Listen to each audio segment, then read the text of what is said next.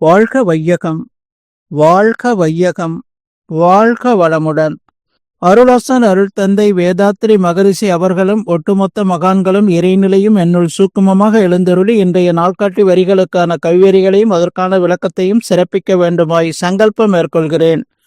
அனைவரையும் பணிவோடு முதற்கண் வணங்கி ஆரம்பிக்கலாம் என்றிருக்கிறேன். அனைவருக்கும் இனிய காலை வணக்கம். வாழ்க வளமுடன். சாமிஜியினுடைய இன்றைய நாள்காட்டி வரிகள்: உணவு, உறக்கம், உழைப்பு, உடலுறவு, எண்ணம் இவைகளில் எவற்றையும் மறப்பதும் மிகுப்பதும் மனித உடலின் மகத்துவம் அறியாதோர் செய்கையாகும் என்று சாமிஜி இந்த நாள்காட்டி வரிகள் கொடுத்திருக்கிறாங்க. இதற்கான கவிதை வரிகள்: உணவு, உறக்கம், உழைப்பு, உடலுறவு, எண்ணம் ஐந்தின் வகை தெரிவான் கட்டே உலகு.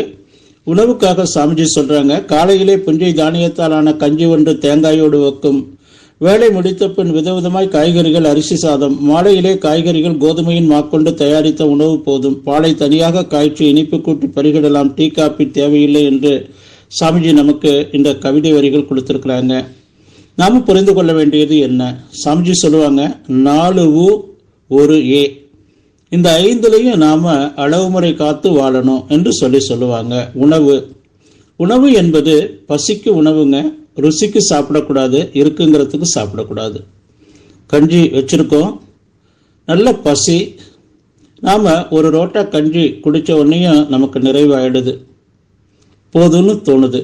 அப்போ அது ருசியா இருந்ததுனால இன்னும் சாப்பிட்றது, இருக்கே என்ன பண்றது அப்படிங்கிறதுக்காக சாப்பிட்றதுங்கிறது கூடாது. நாம் எப்பவுமே பசிக்கு உணவு எடுத்துக்கொள்ளணுங்க. ருசிக்கு சாப்பிடக்கூடாது, இருக்குங்கிறதுக்காக சாப்பிடக்கூடாது. நாம் உணர்ந்த உணவை மருந்து மாதிரி எடுத்துக்கொண்டோம் அப்படின்னு சொன்னால் நமக்கு மருந்தே தேவைப்படாது. அப்போ நாம் இந்த உணவு அளவு முறை மீறி மாறி சாப்பிட ஆரம்பிக்கும் போது என்னாகும்? உணவே மருந்தாக, நமக்கு மருந்தே உணவாக மாறிடும். இன்றைக்கு இவ்வளவு மருத்துவமனைகள் பெருகிருக்கிறதுக்கு காரணம் என்ன அப்படின்னு சொன்னால், உடலால் வரக்கூடிய வியாதிகளை விட நாம் அதிகமாக உண்டு நாம் உடலை கெடுத்துக்கிட்டு ஏற்பட்ட அந்த சிரமங்களால் தான் இவ்வளவு மருத்துவமனைகள் பெருகியிருக்கு. ஒரு 50 ஆண்டுகளுக்கு முன்னாடி மருத்துவமனைகள் என்பது இப்போ திருச்சி போன்ற பெரிய பெரிய நகரங்கள் எல்லாம் விரல் விட்டு எண்ணிடலாம். ஆனால் இன்றைக்கு அதே மருத்துவமனைகள்லாம் 5 மாடி 4 மாடிகள் கட்டி லிஃப்ட் போட்டு ஒவ்வொருத்தருக்கிட்டையும் அட்டையை போட்டு அட்டையாக உரியக்கூடிய ஒரு நிலை இருக்குது. அப்போ இதெல்லாம் காரணம் உணவுல அளவு முறை மீறி மாறி முரணாக அனுபவிக்கிறது தான். அடுத்ததாக சாமிஜி சொல்றது உறக்கம். உறக்கம் என்பது ஒவ்வொருத்தருக்கும் அவசியமான ஒன்று. இரவுல கம்பல்சரியா ஒரு 6 மணி நேரம் நம்ம தூங்கி எழுந்திரணும். அது ரொம்ப ரொம்ப அவசியமான ஒன்று. அதுலேயும் குறிப்பா பார்த்தா இரவுல 10 மணியிலிருந்து காலையில ஒரு 3-3:30 மணி வரையிலும் அவசியம் நமக்கு ஒரு சில நேரங்களில் மன உளைச்சல்ல உறக்கமே வரலைன்னா கூட நாம் என்ன பண்ணணும்? சும்மாவாவது மனசை மூலாதாரத்தில் சாந்தியில் வச்சுட்டு அப்படியே படுத்திருந்தாலே போதுமானது. அந்த உடலுக்கு ஓய்வு கிடைக்கும். இந்த உறக்கம் என்பது எதற்காக ஏற்படுதுன்னா, காலையிலிருந்து மாலை வரையிலும் 3 வேளை சாப்பிட்றோம், உடலை நைய புடைக்க வைக்கிறோம், வலுவிழக்க வைக்கிறோம். இதெல்லாம் சரி செய்வதற்காக தான் தானியங்கி மண்டலம், இயக்க மண்டலம்னு இருக்குது. நாம் இயக்கிறோம் அடிமனம், நடுமனம், புறமணத்தின் மூலமாக இந்த 10 இந்திரியங்களை நாம் செயல்படுத்தி கொண்டு உடல் சக்தியை கொண்டு பயன்படுத்தி கொண்டு வாழ்கிறோம். ஆனால் அதே நம்ம உடலுக்குள்ள இருக்கக்கூடிய இதயத்திலிருந்து முக்கியமான உறுப்புகள் எல்லாமே தானாக இயங்கி கொண்டு இருக்கிறது. அப்போது நாம் தானியங்கி மண்டலத்தை மட்டும் எப்போவுமே 24 ஹவர்ஸ் நம்ம வாழ்நாள் முழுவதும் இயங்கி கொண்டு இருக்குது. இந்த இயக்க மண்டலங்களை கட் பண்ணிட்டு நமக்கு உறக்கத்தை கொடுக்குது. உறக்கம்ங்கிறது ஒரு வரப்பிரசாதம். அதே போல் உழைப்பு, வயதுக்கேற்ற உழைப்பு இருக்கணுங்க.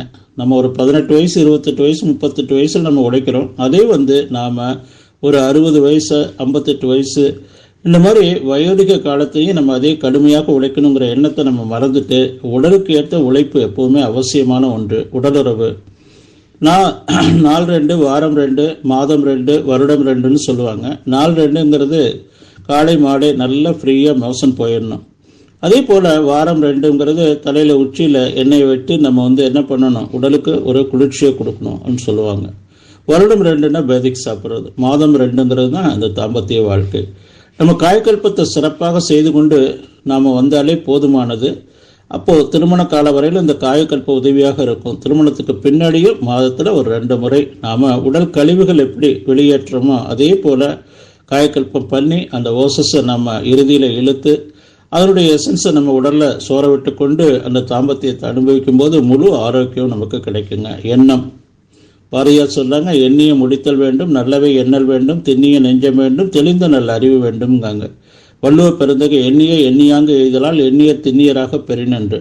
அப்போ நாம் எண்ணத்தை தூய்மையாக வைத்துக் கொள்ளணும். இந்த உணவு, உறக்கம், உழைப்பு, உடலுறவு, எண்ணம் என்பதில் அளவுமுறை மீறக்கூடாது, மாறக்கூடாது, முரணாக அனுபவிக்கக்கூடாது, அலட்சியப்படுத்தக்கூடாது என்று சொல்லி அளவுமுறை காக்கணும்னு சொல்லி நன்றியோடு நிறைவு செய்து கொண்ட இன்றைய சிந்தனையை வாழ்க வளமுடன், வாழ்க வளமுடன், வாழ்க வளமுடன்.